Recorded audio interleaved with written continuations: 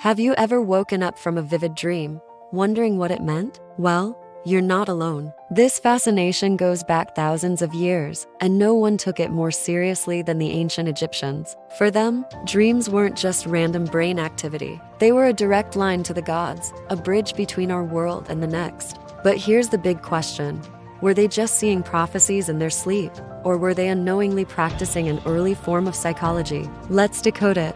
At the core of Egyptian belief, dreams were divine messages. They could be good news, like a dream of the god Ptah giving you a gift, which meant good fortune was on its way. Or they could be warnings, like seeing yourself falling into a deep pit, signaling potential danger. The most famous example is the dream of a young prince, Thutmose IV. He dreamt the great Sphinx spoke to him, promising him the throne if he would just clear away the sand burying its body. He did, and he became pharaoh. This dream was basically divine approval for his reign. To make sense of all this, the Egyptians created the world's first dream dictionaries. The most famous one we have is the Chester Beatty Papyrus, from around 1350 BC. It was a guide listing dream symbols and their meanings.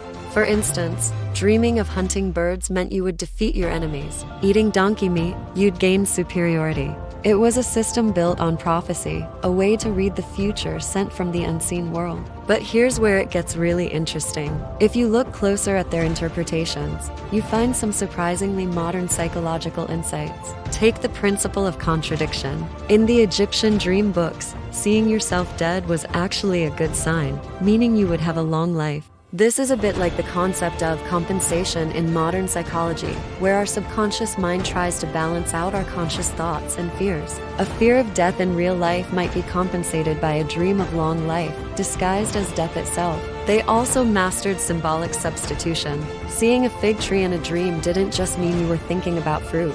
It could symbolize finding a protector or a helper in your life. This is similar to what Sigmund Freud called displacement, where our deep-seated feelings get transferred onto seemingly innocent symbols. The Egyptians understood that a dream about a tree might really be a dream about your need for security. And the interpretation wasn't just a rigid, one-size-fits-all process. The dream interpreter, often a priest or a wise scribe, would consider who the dreamer was. A soldier's dream of battle would mean something completely different from a farmer's or a merchant's dream of the same thing. They knew that personal context was key to unlocking the true meaning. So, were the ancient Egyptians seeing prophecies or practicing psychology? The truth is, they were doing both. They didn't see a conflict between the two. For them, a dream was a message from the gods, but it was spoken in the language of the human soul, our fears, our hopes, and our desires. The prophecy was the grand spiritual frame, while psychology was the brilliant tool they used to interpret the hidden symbols of the mind.